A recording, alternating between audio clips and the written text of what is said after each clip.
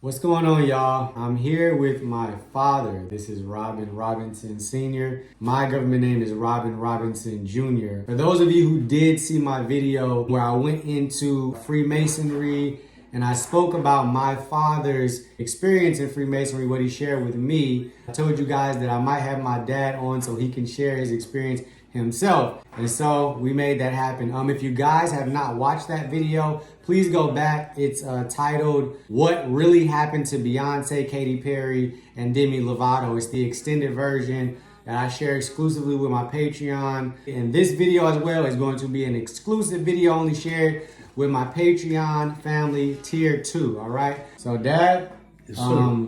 when I was younger, you told me a story about an experience that you had with Freemasonry, and you got to a point where you almost got initiated, but something happened. I actually did get initiated. I pledged. Oh. I pledged, definitely Okay. pledged. And so when I was 25 years old, I had a childhood friend. And while we were growing up, they were a part of some organization. I wasn't familiar with it because my folks wasn't into things like that. As we got a little older, I started understanding who they were, and it was the Freemasons.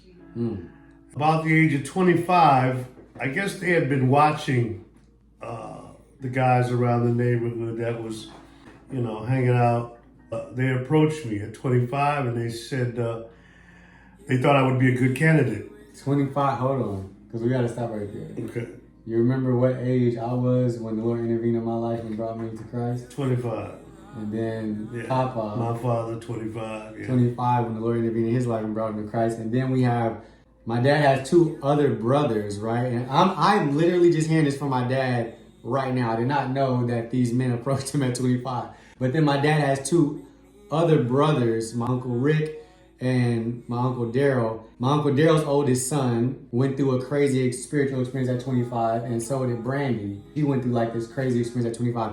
And this is stuff that like we discovered recently. But anyway, I just had to point that out. That's kind of nuts. And if you guys follow me, you know that I've talked about in some of my videos the significance of numbers, and the Lord certainly does work with numbers, but Satan, he does the same thing. That's why if you guys ever heard about the 27 Club, right? A lot of artists end up dying at the age of 27. If you look at Little Uzi Vert's interview with Nardwuar, he said that he was going to give his life at 27 and he was going to basically leave this earth for Marilyn Manson. But anyway, we'll get back to the story. I just had to point that out. That was crazy. So, all right. Praise God. So anyway, I had heard a lot about the Masons and I did some more research. And at that age, you kind of don't really know what you want to do. I had been in quite a bit of trouble by the time I was 25 and I was searching for who I was and where I wanted to go in life. And so what intrigued me the most was the power, that the worldly power that they yield. Can you talk a little bit about that? Like, how did you?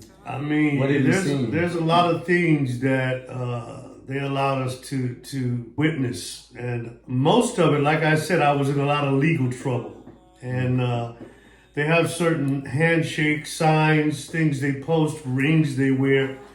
So if you get stopped by the cops or by the police, then you just give a sign or show your ring or a certain handshake, and they immediately leave you alone. Wow. And that's in court. I've seen it. Major cases in court. You stand up in front of the judge, you give him a sign, and he dismisses you. He goes through the channels, but right. He goes through the motions. But once you get that signal, it's like, okay. Yeah. Yeah. Wow. So yeah, they're very worldly powerful from from the world's standpoint. Mm-hmm. So anyway, so I decided, yes, I wanted to take part in it, and my buddy went through it with me. He decided, he said, I'll go through it with you so you can, be comfortable, because I still wasn't comfortable. So we had a meeting with one of the 33 degree guys, and he was like a master Mason. Yeah, and he gave the nod to me, and so from there it was another process, some interviewing, and then the day came to do the pledge. So we were picked up. Me and my buddy was picked up in a car, and we were driven to a church actually. And it was surprising to me because I had been to the church before. It was my buddy's family's church. Wow. Won't say any names, but so I had been to this church several times before, but this time we didn't go through the front doors where the sanctuary is. This time we went around back where I had never been, went through a back door. It was dark. We went through 2 doors, I remember, like it was yesterday. We walked through one of the doors, we walked through another door, and down some stairs we went. We walked down 2 flights of stairs into a dungeon. Wow. It was the craziest experience, one of the craziest experiences I've ever had, honestly. It started freaking me out because we're in a church. Right. Right. And so, you wouldn't know that this place even exists in this church unless No. somebody takes you there. Exactly.